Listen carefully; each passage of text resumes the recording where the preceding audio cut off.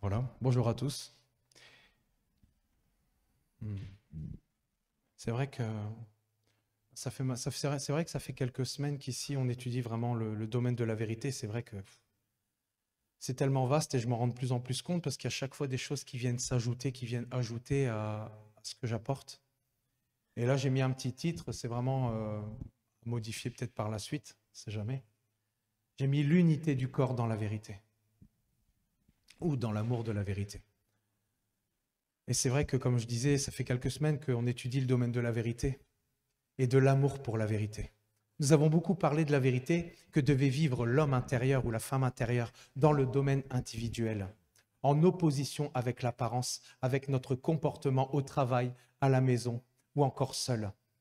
Et aujourd'hui, nous allons continuer justement de parler du domaine de la vérité, mais ce sera individuellement et plus collectivement, au sein de l'Assemblée, de l'Église, de la maison de Dieu. Et c'est vrai que d'habitude, j'enchaîne toujours avec un verset et tout, mais là, je vais un petit peu casser les codes et je vais directement mettre un témoignage. Et je pense qu'il y en a certains qui le connaissent. Et c'est en rapport justement avec l'Église. Peut-être que certains connaissent le pasteur Jérémia Stipek. Donc c'est un texte qu'ici, le témoignage que je vais vous lire. Et en fait, si vous voulez, ce pasteur, en fait, ça devait être le nouveau pasteur d'une église, en fait, qui n'avait plus de pasteur. Et en fait, il s'est transformé, il s'est habillé en SDF. Je ne sais pas si vous connaissez. Et puis, en fait, il s'est rendu à cette église, fréquentée par 10 000 membres, donc ce n'est pas rien. Et ce matin-là, il devait être nommé à la tête de l'église, c'est ce que je viens de dire. Il fit le tour de l'église, donc toujours, il était habillé en SDF, durant 30 minutes, juste avant le service. Et pendant qu'elle se remplissait de gens pour le service, seulement 3 personnes sur 7 des 10 000 lui ont dit bonjour. Il demanda aux gens de l'argent ou de l'aide pour de la nourriture ou autre, comme ça s'est déjà passé ici, on l'a fait et c'est toujours vraiment avec joie et avec un cœur qui a vraiment de l'amour et de la compassion pour son prochain. Et c'est ça que j'ai apprécié il y a quelque temps qu'on avait fait cela. Et donc, comme je lui disais, personne ne lui proposa quoi que ce soit, aucune aide, aucun message, rien du tout. Il rentra dans le sanctuaire, donc toujours habillé comme un SDF. Il s'assit à l'avant de l'église. Les portiers lui prièrent de s'asseoir dans le fond. Il salua les gens et en retour, il a reçu de mauvais regards, jugeant son apparence et le scrutant de la tête aux pieds. Pendant qu'il était assis à l'arrière de l'église, il écouta toutes les annonces de l'église. Toutes les annonces, tout ce qu'il a pu se dire, il écouta. Quand le service fut fini, les anciens se sont levés et étaient heureux de pouvoir présenter le nouveau pasteur, dirigeant à la tête de la congrégation de l'église. Nous tenons à vous présenter le pasteur Jérémia Stipek. La congrégation regarda autour, applaudissant de joie et d'anticipation. Regarda autour, ils ne voyaient pas. Soudain, le clochard, assis à l'arrière, se leva et se mit à marcher dans l'allée. Les applaudissements s'arrêtèrent, avec tous les yeux braqués sur lui. Il se dirigea vers l'estrade et prit le micro des anciens qui étaient assis là et s'arrêta un instant, puis il dit, et il commence à citer la parole de Dieu. Et là, il prend Matthieu 25, 34, 40. Il dit, alors le roi dira à ceux sur sa droite, donc ceux sur sa droite, c'est censé être nous, ceux qui auront aimé vraiment son prochain dans l'amour, dans la vérité, dans toute la vérité. Amen. Venez, vous qui êtes bénis de mon Père, prenez votre héritage, le royaume est préparé pour vous depuis la création du monde.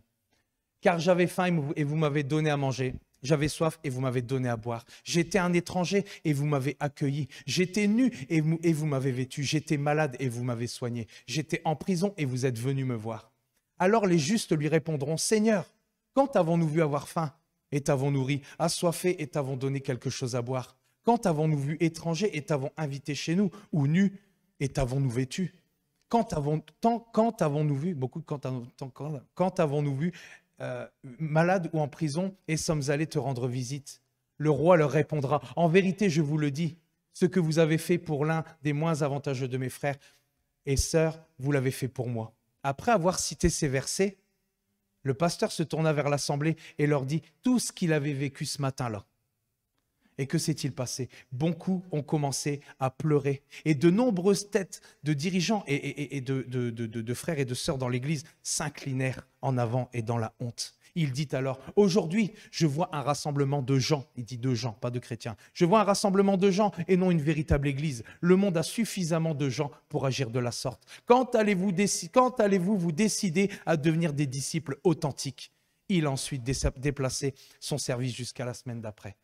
Et c'est vrai, quand j'ai vu, vous savez quoi, cette histoire, quand je préparais, elle est venue dans mon cœur. Je me suis dit, ah ben, ça va être propice. C'est exactement propice à ce que je pouvais apporter. Et je me dis, par rapport au chant qu'on a chanté, je reprends une ou deux phrases quand on parlait de l'unité. Comment peut-on être un signe pour cette génération sans être unis dans la vérité? Le diable est un expert. Et ce mot-là est venu sur mon cœur, c'était vraiment pour citer vraiment que le diable est à l'opposé. Il est aux antipodes de Dieu. J'ai été voir ce que c'était quand c'est venu dans mon esprit. C'est-à-dire qu'il est diamétralement opposé à l'extrême du Dieu vivant. Il excelle dans l'art du mensonge, de la division, du jugement, de l'hypocrisie et encore tellement de choses. Nous avons chanté « Que tous soient un comme tu es un » pour que le monde voie le chemin qui mène au Père. Marcher ensemble dans les pas de Jésus, c'est pas à côté, c'est dans les pas de Jésus. Être une véritable assemblée doit être plus que de la théorie. Cela doit être notre mode de vie commun.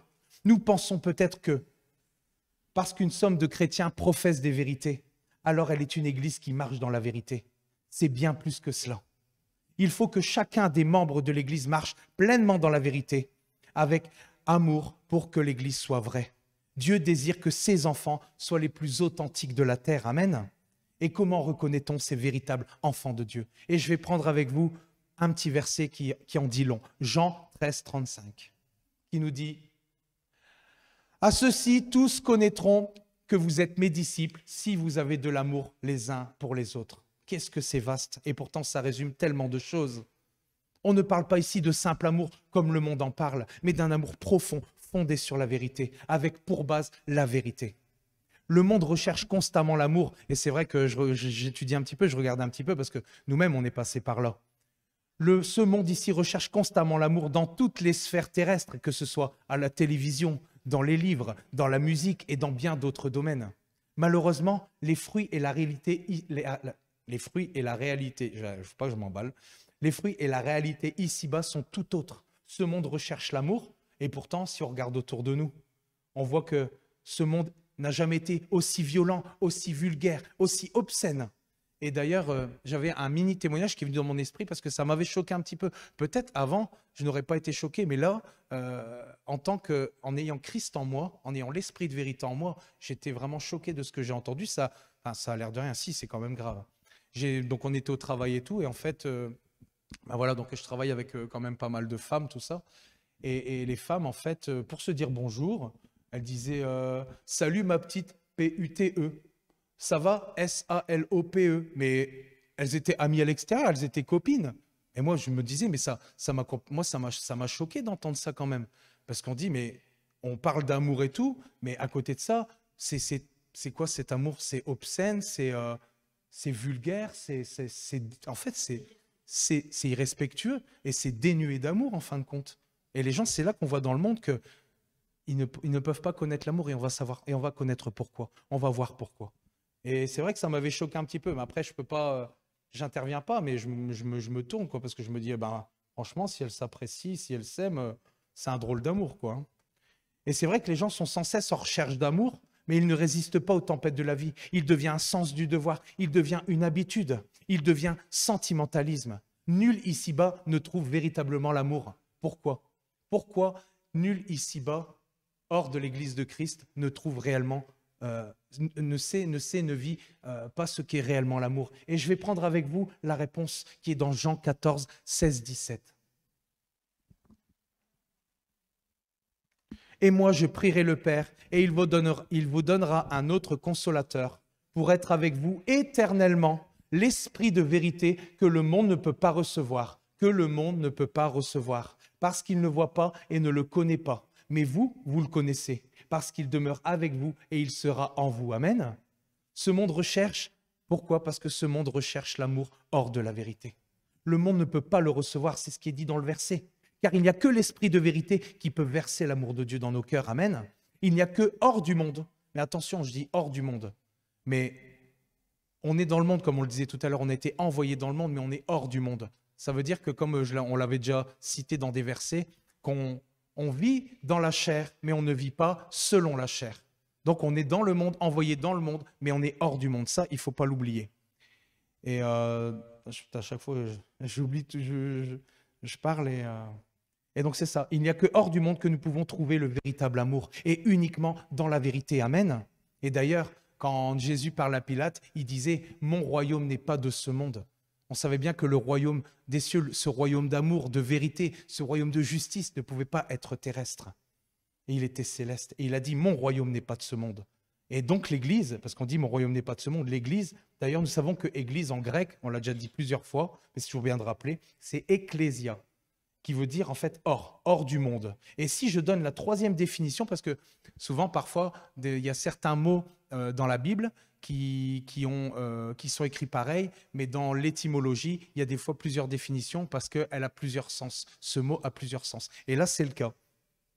Et là, dans la troisième définition, il est dit « L'Église biblique est une assemblée de ceux qui ont répondu à l'appel du Seigneur et qui se trouvent en étroite, donc pas, on peut dire en communion, en étroite communion fraternelle. » Donc l'assemblée doit être un refuge pour tous ceux, parce que je reviens aussi par rapport à l'extrait que j'ai amené du témoignage. L'Église, l'assemblée doit être un refuge pour tous ceux qui veulent échapper à l'hypocrisie du monde, un refuge pour tous ceux qui ont soif d'amour et de vérité et qui recherchent la vérité. Et ce refuge, ce sont les chrétiens qui marchent ensemble dans la vérité, jour après jour. Et c'est nous. Et c'est nous. Amen.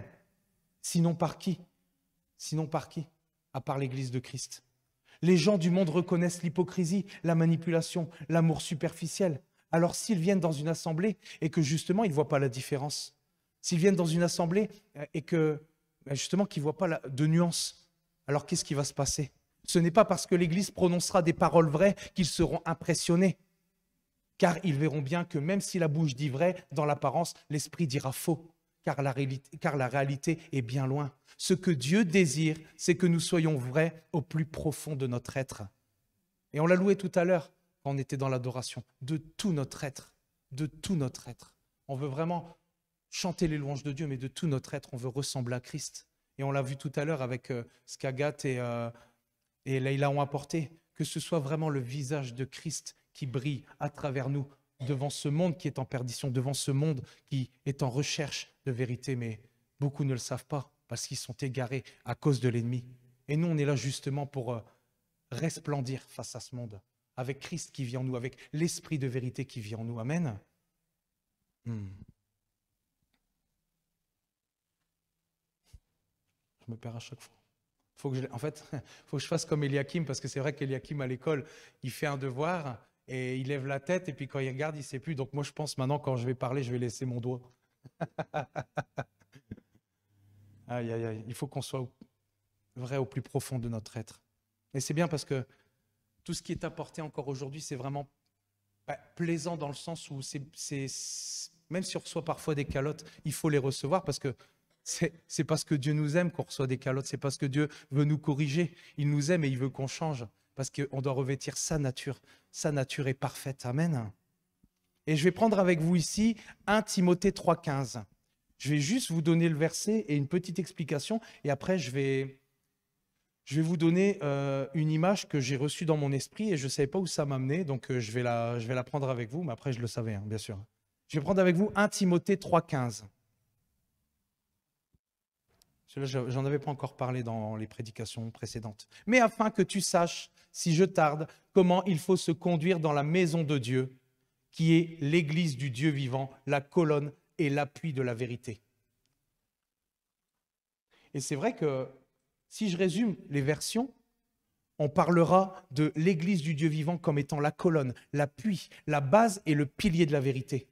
Et j'ai reçu une image dans mon esprit et j'ai vraiment creusé, j'ai médité là-dessus parce que je me suis dit, Seigneur, qu'est-ce que ça veut dire?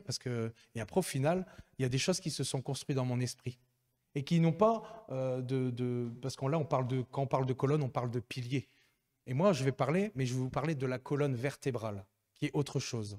Et je me suis dit, tiens, Seigneur, j'ai voulu creuser un petit peu et j'ai été voir sur Internet un petit peu qu'est-ce qui pouvait être en rapport et j'ai rien trouvé. Je me suis dit, bah tiens, et là, il y a des choses qui se sont construites dans mon esprit et je vais vous en faire part. Je lisais un petit peu au niveau biologique parce que moi, je connais rien à ce niveau-là, au niveau du dos, tout ça.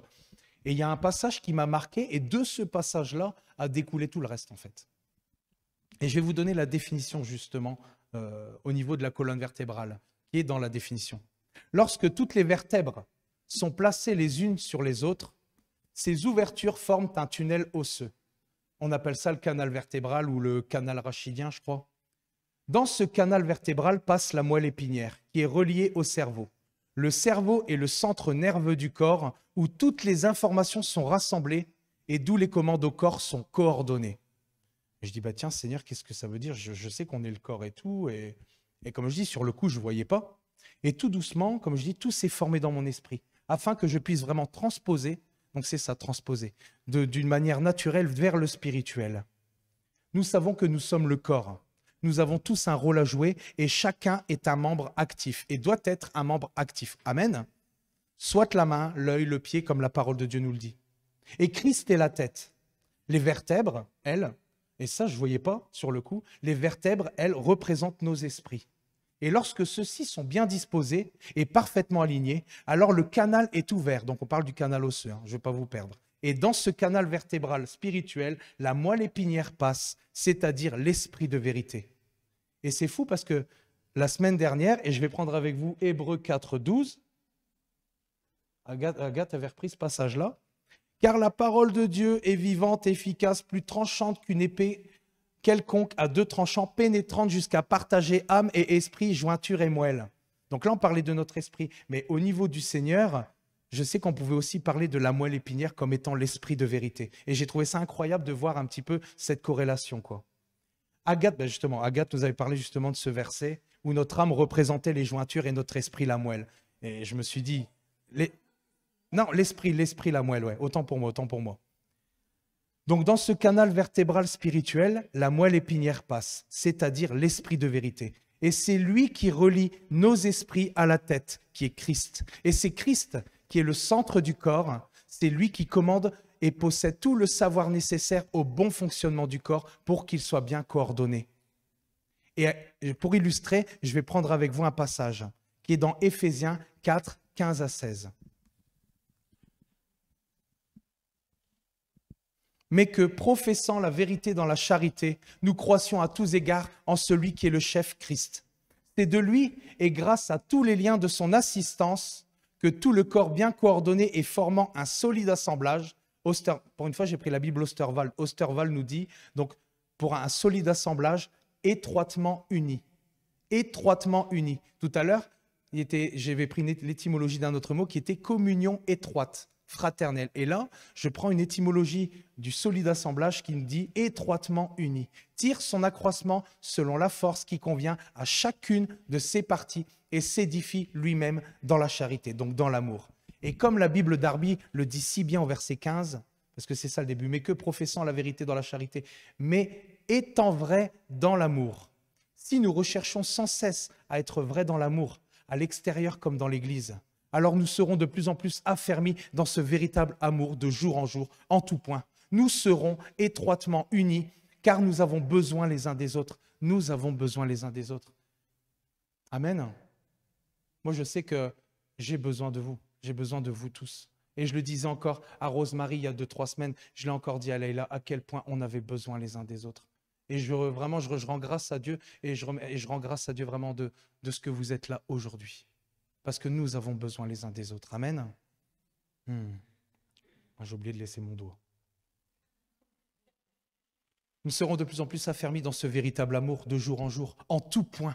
Nous serons étroitement unis car nous avons besoin les uns des autres. Nous sommes dépendants les uns des autres. D'ailleurs, la Bible Semeur nous parle au verset 16, donc le texte est toujours là, nous parle au verset 16 d'où vient la force du corps, sa cohésion et sa forte unité. Donc là, on ne parle pas juste d'unité. Et sa forte unité lui venant de toutes les articulations dont il est pourvu pour assurer l'activité attribuée à chacune de ses parties.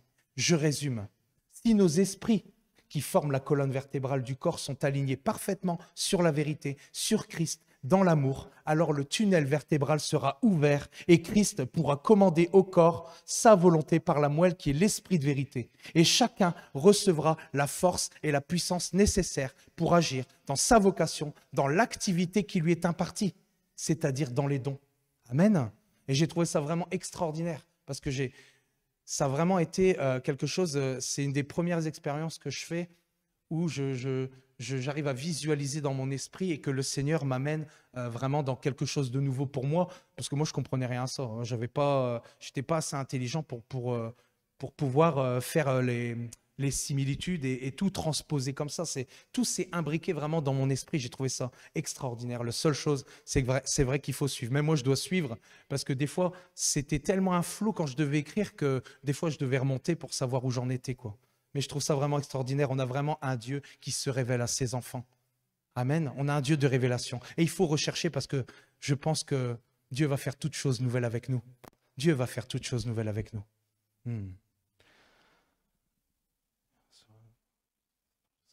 C'est ça. Pour agir dans l'activité qui lui est impartie, c'est-à-dire dans les dons. Et c'est vrai que la Bible se meurt dans Éphésiens 4, 7, 8. Nous dit, cependant, chacun de nous a reçu la grâce de Dieu selon la part que le Christ lui donne dans son œuvre. C'est bien ce que déclare l'Écriture. Il est monté dans les hauteurs, sur les hauteurs, il a emmené des captifs et il a fait des dons aux hommes. Il a fait des dons aux hommes. Il veut que nous entrions pleinement dans ces dons. Nous devons vraiment, en tant que corps, vraiment être alignés dans la vérité, dans l'amour, que vraiment nous puissions avoir nos esprits qui ne fasse qu'un, qui puisse être vraiment centré, aligné sur Christ. Parce que c'est comme ça, je pense, que Dieu va pouvoir déverser au travers de cette moelle qui est le Saint-Esprit. Les dons, il va nous donner la force, les directives, mais il faut absolument que nous puissions demeurer et être dans cette unité. Amen. Unis dans l'amour et dans la vérité. Amen. C'est ça. Donc, dans l'activité qui lui est impartie, c'est-à-dire dans les dons, dans le ministère pour l'édification commune et le perfectionnement des saints. Et par là même, nous pourrons agir puissamment et mettre en pratique ce que Jésus nous a prescrit quand il a dit que nous ferions des œuvres plus grandes que lui à l'extérieur. Amen. Dans ce pays, au milieu de cette ville, et bien sûr pour tous ceux qui nous regardent dans leur ville, dans les pays dans lesquels ils sont. Amen. Je rends vraiment grâce à Dieu. Et je vais prendre avec vous maintenant, dans la Bible Semeur, Hébreux 2, 3, 4, qui nous dit « Alors, comment pourrons-nous échapper nous-mêmes au châtiment si nous négligeons un si grand salut ? Car ce salut a tout d'abord été annoncé par le Seigneur lui-même, ceux qui l'ont entendu et ont ensuite confirmé la validité pour nous. Et c'est là justement ce passage que je voulais parler tout à l'heure, Dieu a authentifié leur témoignage en y ajoutant le sien, c'est-à-dire en accomplissant toutes sortes de signes miraculeux, d'actes extraordinaires, de manifestations diverses, donc de dons, de sa puissance, et en accordant à ses témoins, selon sa propre volonté, de recevoir chacun sa juste part de l'Esprit Saint. Amen. Quand j'ai vu ce passage-là, je me suis dit, waouh Seigneur, c'est ça que je veux, et c'est ça qu'on veut. Que vraiment, au travers des paroles que nous allons annoncer à l'extérieur par l'Esprit Saint, Dieu puisse vraiment authentifier notre témoignage en y ajoutant le sien, en accomplissant vraiment toutes sortes de miracles, de prodiges, de guérisons. Et je sais que vous y aspirez aussi. Nous devons vraiment aspirer aussi aux dons, parce que la parole de Dieu nous le dit, aspirez aux dons les meilleurs. Mais que ce soit, comme elle dit, premièrement pour l'Église, et après je sais que ça va se répercuter à l'extérieur. Amen. Nous devons vraiment d'abord commencer par l'Église. D'ailleurs, on dit que le jugement commence par l'Église, mais je pense que le réveil aussi commence par l'Église. Amen. C'est ce qu'Agathe disait tout à l'heure. Maintenant, c'est quelque chose de moins marrant, mais que se passe-t-il maintenant? Et là, pareil, j'ai dû aller rechercher un petit peu biologiquement. Que se passe-t-il maintenant si la moelle épinière, qui est l'esprit de vérité, ne passe pas dans la colonne vertébrale?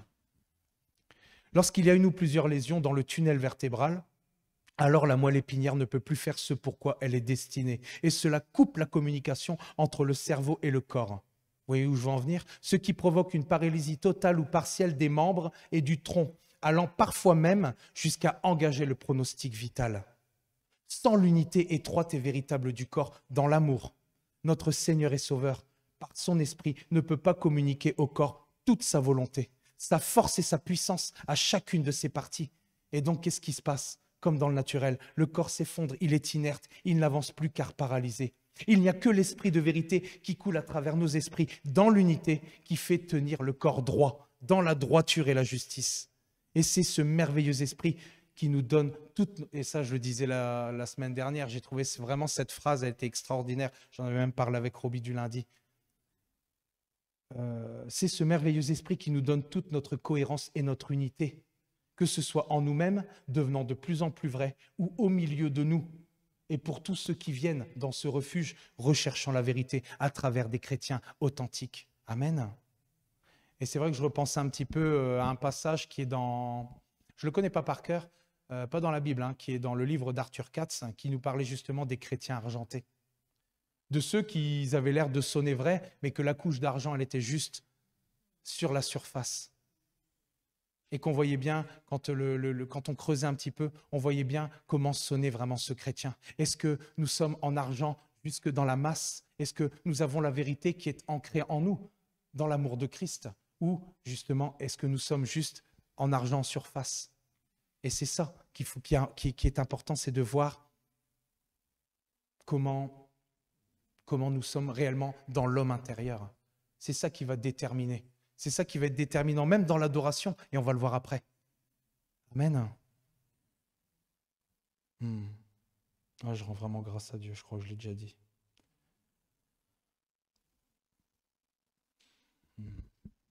C'est ça. Je vais prendre avec vous maintenant un autre passage. Ah ben c'est celui-là. J'espère que je ne vais pas trop vite parce que sinon, je vais trop vite. Alors des fois, pourtant, je vois que j'ai plein de choses à dire, mais je n'ai pas envie d'aller vite. Je veux vraiment prendre le temps afin que vraiment il y ait une bonne compréhension.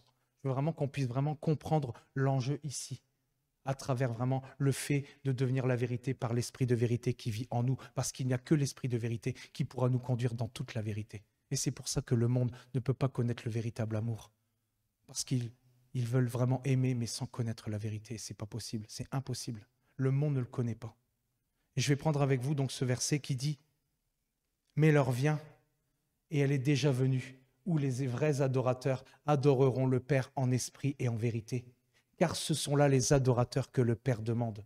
Dieu est esprit, et il faut que ceux qui l'adorent, l'adorent en esprit et en vérité. » Et c'est vrai que souvent, quand on voit certaines versions, je le dis un peu plus loin en plus, souvent il y a parfois des mots qui changent pour avoir une compréhension un peu plus exacte, plus précise. Et ici, quand on dit « Dieu est esprit et il faut que ceux qui l'adorent en esprit, l'adorent en esprit et en vérité ». À part à un moment donné dans la version Summer où il est marqué « par l'esprit et en vérité », eh ben, c'est une des premières fois que je vois que les 5 versions que j'étudie parfois ont exactement la même phrase, mot pour mot. Et j'étais pas impressionné, mais je me suis dit, tiens, pour une fois, je vois bien que là, il y a quelque chose qui est très compréhensible, il y a quelque chose qui est très clair, qui n'a pas besoin de prendre d'autres mots. C'est ça. Il faut que ceux qui l'adorent en esprit et en vérité. Tout chrétien doit être un adorateur, et c'est son rôle premier, je pense. Il y a des chants qui disent « Je suis né pour te louer, je suis né pour t'adorer ». Amen. Et on ne parle pas seulement de la louange lors du dimanche matin. Adorer, révérer Dieu est en tout temps, en tout lieu, en toute situation. Notre cœur, et ça peut se passer aussi physiquement, mais là je parle au niveau du cœur. Notre cœur, par notre esprit, s'incline devant Dieu. L'adoration marque notre obéissance, notre respect envers le Dieu Tout-Puissant, afin de l'honorer et de le célébrer et de le glorifier. C'est ça que je dis, toutes les versions bibliques ont les mêmes mots. Donc là, je me suis un peu spoilé au verset 24. Et voilà, Jésus n'a pas dit à la Samaritaine, parce qu'il parlait à ce moment-là à la Samaritaine, il n'a pas dit à la Samaritaine, ceux qui adorent Dieu l'adorent en esprit ou en vérité, mais bien et en vérité. L'adoration en esprit sans la vérité est possible à travers une pratique religieuse. On peut chanter de belles louanges et être ému. Cela ne veut pas dire que l'Esprit de Dieu est là. Amen. Dans le monde, les gens peuvent être dans l'émotion aussi à travers certaines musiques et pourtant Dieu n'est pas là. Mais attention, c'est ce que je disais à Sylvie dans la voiture tout à l'heure. C'est pas parce que je dis ça pour cette situation que parfois on n'est pas ému, on n'est pas touché. quand on est dans la louange et dans l'adoration, mais je sais que ça paraît logique, mais je voulais vraiment faire la nuance. Amen. Ensuite, Dieu est esprit, ce que nous ne devons pas oublier. Et ça, c'est vraiment pour tous les chrétiens. Parce que parfois, peut-être certains chrétiens font des choses en se disant, ben voilà, je ne serai pas vu et tout. Mais ce que nous ne devons pas oublier, c'est que Dieu, et j'ai oublié Dieu d'ailleurs, c'est que Dieu n'est pas limité par notre pensée. Nous savons que Dieu est omniscient, omnipotent et omniprésent. Donc il sait tout, il peut tout et il est partout. Amen. Dieu regarde au cœur et il connaît ses désirs. Une adoration qui touche le cœur de Dieu est obligatoirement accompagnée de la vérité. Amen. Donc, que signifie en esprit et en vérité maintenant? Cela veut dire que notre vie est vraie, qu'elle est en accord avec ce que nous proclamons de Dieu et que nous cherchons à vivre de plus en plus dans la conformité à Christ. Nous avons un Dieu 3 fois saint et il désire que nous soyons aussi. D'ailleurs, il a dit que nous avons pour fin la sainteté, que celui qui ne se sanctifie pas ne verra pas Dieu. Il a dit, vous serez saints car je suis saint. Donc, faut que des fois je me remémore parce que des fois les mots... Et en apparence, c'est vrai que nous pouvons donner l'impression d'adorer en esprit, alors que notre être intérieur, lui, vit peut-être dans le mensonge, dans la convoitise, dans la haine, dans l'hypocrisie, dans la jalousie et encore bien d'autres choses. Et justement, on va revenir sur cette Samaritaine. Regardez un peu cette Samaritaine à qui Jésus s'adresse et il lui dit dans Jean 4, 22. Vous adorez ce que vous ne connaissez pas. Nous adorons ce que nous connaissons car le salut vient des Juifs. Ça, on ne peut pas oublier que le salut vient des Juifs. On en a encore discuté un petit peu avec Rosemary tout à l'heure. D'ailleurs, ce qu'on a discuté, c'était intéressant et je pense que ça sera peut-être à remettre un petit peu au goût du jour, mais ce n'est pas le sujet aujourd'hui. L'adoration de cette femme était menée à travers une pratique religieuse, selon la culture de son peuple. Parce que comme elle disait que ses pères adoraient sur la montagne à Jérusalem, je crois. Et donc, elle menait vraiment cette adoration à travers une pratique religieuse sur la culture de son peuple, de ses pères, comme elle le dit. Mais sa vie ne reflétait pas une adoration en esprit et en vérité. Pourquoi? Elle vivait une relation adultère. Mais quand elle a eu la révélation de qui était Christ, qu'a-t-elle fait? Elle a jeté sa cruche et désormais, elle a fait le choix d'adorer en esprit et en vérité. Cette femme s'est réveillée. Parce que c'est vrai, cette femme s'est réveillée et a commencé à en réveiller d'autres. Elle a commencé à témoigner de ce que le Seigneur avait dit. On avait même parlé de ça la dernière fois avec le fait qu'elle avait eu une parole de connaissance. Quand on parlait des paroles de connaissance et de sagesse. Et quand on voit la corrélation ici, j'ai trouvé ça vraiment extraordinaire de pouvoir amener vraiment un exemple aussi propice à cette situation parce que je ne l'avais pas encore compris jusqu'à hier. Et à quelque niveau que ce soit, parce que là j'ai pris l'exemple de l'adultère, mais à quelque niveau que ce soit, nous devons évacuer de nos vies tout ce qui n'est pas de la vérité dans la vérité, par l'esprit de vérité qui vit en nous. Nous pourrons ensemble, en étroite unité, ça on va l'entendre souvent, en étroite unité, par nos esprits, être en communion avec l'Esprit de Dieu, car ce qu'il cherche chez nous, c'est ce que je disais il y a 2 semaines. C'est quoi? Et je vais prendre avec vous Psaume 51, 12.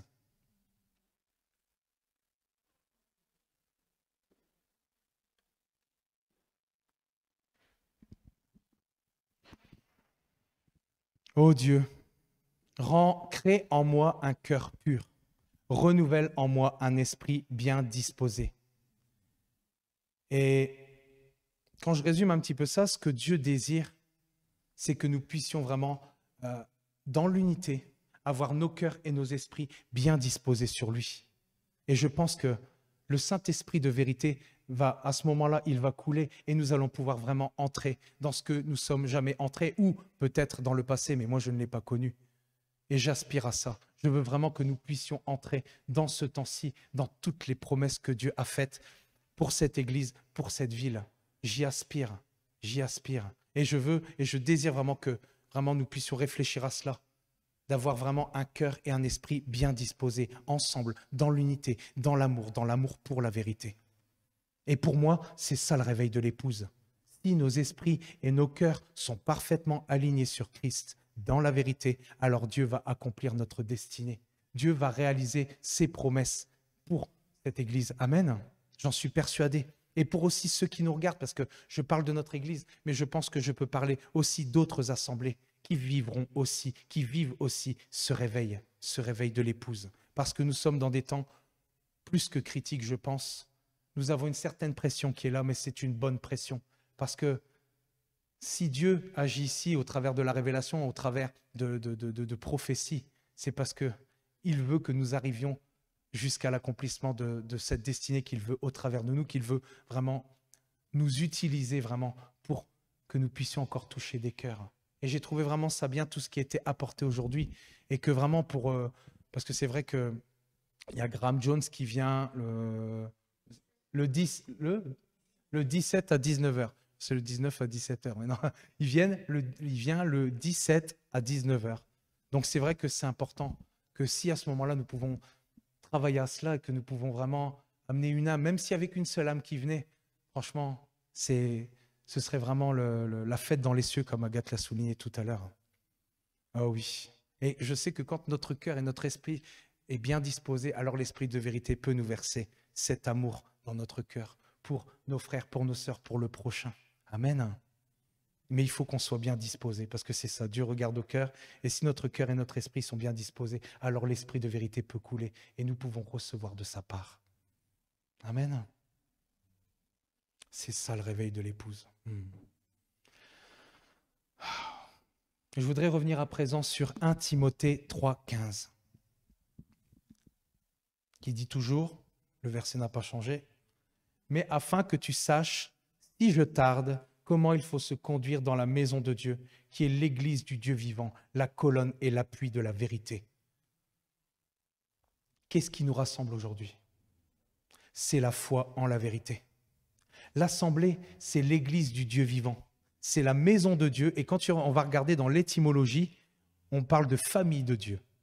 Elle est le seul témoin de la vérité ici-bas. C'est elle qui maintient la vérité sur terre. On l'a vu la dernière fois.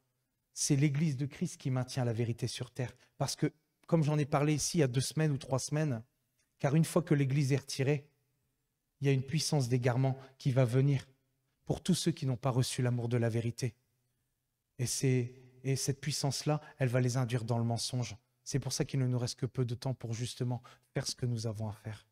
Nous devons vraiment continuer de persévérer et de sortir, c'est vrai, de notre zone de confort. Même si parfois ce n'est pas évident.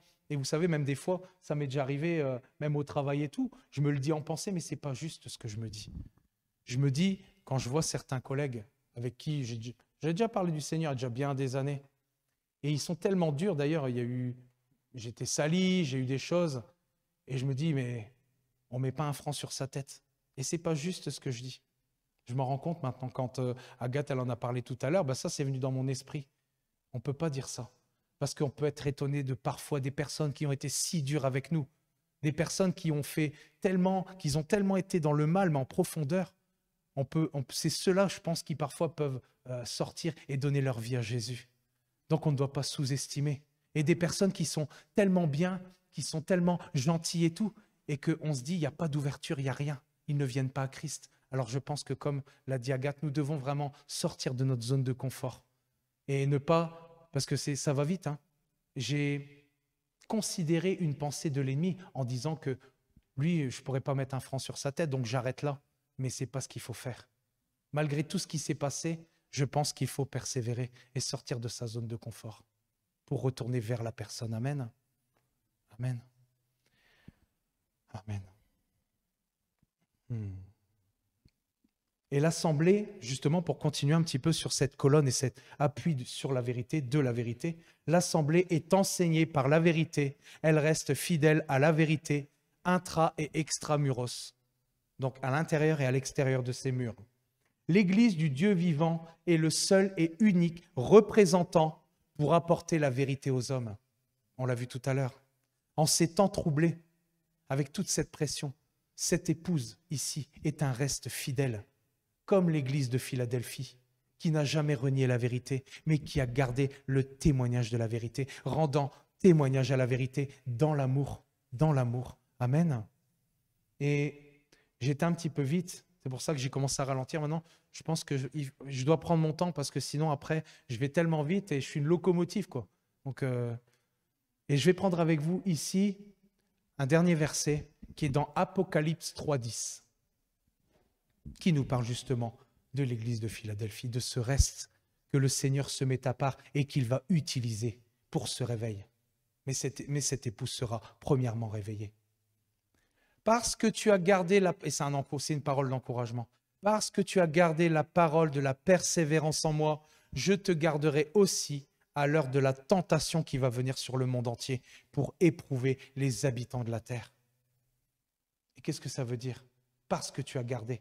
Donc, parce que ce reste uni, étroitement uni, n'a pas dévié de son but, qu'il a été loyal et fidèle dans la foi, en la vérité, qu'il a été un véritable adorateur, qu'il a marché envers et contre tout dans la vérité et dans l'amour, endurant les plus grandes épreuves et les plus grandes souffrances. Alors Christ gardera ce reste au jour de la tentation, avant que les coupes de la colère, malheureusement, avant que les coupes de la colère de Dieu ne soient déversées sur toute la surface de la terre. Jour terrible pour les païens et les chrétiens en métal argenté, mais jour glorieux pour ce reste authentique. Jour glorieux pour ce reste authentique. Amen. Nous n'avons que peu de temps pour faire la volonté de Dieu. Il nous faut encore, je le sais, persévérer. Et je sais qu'il y en a pas mal qui traversent des épreuves qui sont vraiment très très difficiles. Mais je voudrais vous encourager avec cette parole, avec ce verset, parce que votre rétribution sera grande. Amen. Ah ben voilà, c'est ce que vraiment je voulais vous apporter aujourd'hui et qu'on puisse vraiment méditer ces choses parce qu'on a un Dieu extraordinaire. Et ce qu'il veut, ce que ce monde a besoin de voir, c'est que le visage de Christ vraiment brille en nous, que ce soit le témoignage de Christ qui soit en nous par l'esprit de vérité. Et nous entrerons alors à ce moment-là dans toute la vérité, par l'amour déversé dans nos cœurs. Amen. Amen. Amen. Moi, je crois que à travers de tout ce qu'on a entendu, que ce soit par moi ou par Christian, on est un petit peu secoué intérieurement. Et je voudrais qu'on puisse prier et clôturer cette réunion en exposant à Dieu tout notre être, en le donnant encore à Dieu. En disant, oui, j'accepte. Oui, je veux être vrai. Je veux être amour. Je veux être capable de m'abandonner entre tes mains. Je veux être capable que tu sois au contrôle de ma vie. Je veux t'abandonner tout mon être. J'aime bien ma paix. J'aime bien mon confort. J'aime bien ma sécurité. Mais je veux faire ta volonté. Alors oui, Seigneur, nous voulons vraiment te remercier de nous aimer comme nous sommes. Mais Seigneur, tu vois au-delà et tu veux plus pour nous. Tu veux nous faire grandir. Et merci de nous avoir acceptés comme nous sommes et d'avoir été si patients.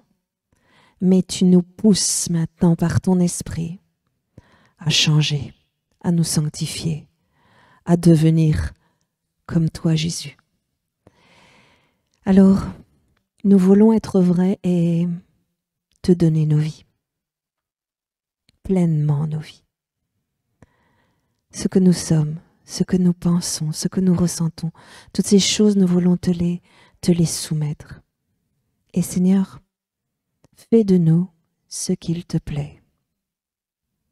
Seigneur, tu es le divin potier. Et s'il est encore possible que la terre que nous sommes soit encore épurée, soit encore malléable, alors Seigneur, oui, nous acceptons. Viens nous réchauffer entre tes mains afin de devenir souple. Que tes mains soient précises afin de ressentir dans la terre que nous sommes ces petits cailloux, ces imperfections dans cette argile que nous sommes, afin que tu puisses faire vraiment des vases utiles. Seigneur, merci. Merci d'aimer cette Église. Et merci de ne pas nous abandonner, d'être avec nous. Saint-Esprit, viens sur chacun ici ce matin et travaille les cœurs. Saint-Esprit, que nous ouvrions nos cœurs à ton action, même si nous savons déjà d'avance que ça va nous déranger, que ça va nous coûter, que ça va nous chambouler. Mais si c'est toi qui œuvres, nous disons Amen. Sois loué, sois béni, Seigneur. Et que vraiment, nos vies soient pour ta gloire. Amen. Voilà, je vous souhaite à tous un bon dimanche. Priez pour votre cible. Et le Seigneur va répondre, j'en suis persuadée. Soyez bénis. Amen.